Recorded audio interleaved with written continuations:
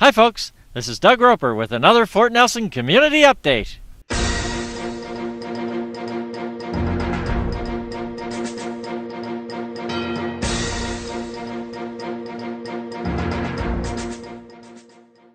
We're here at the construction site of our new rec center, and we're only months away from the opening. We understand that to get a very good sheet of ice you have to have a great pour of concrete, and here's exactly how they did it.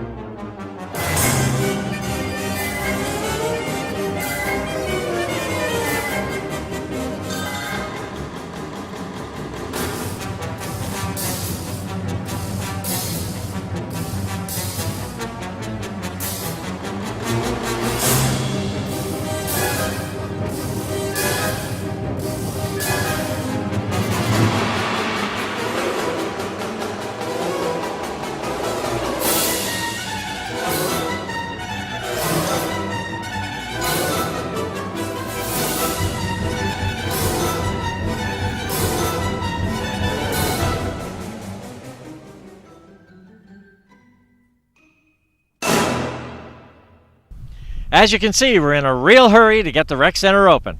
This is Doug Roper with another Fort Nelson Community Update.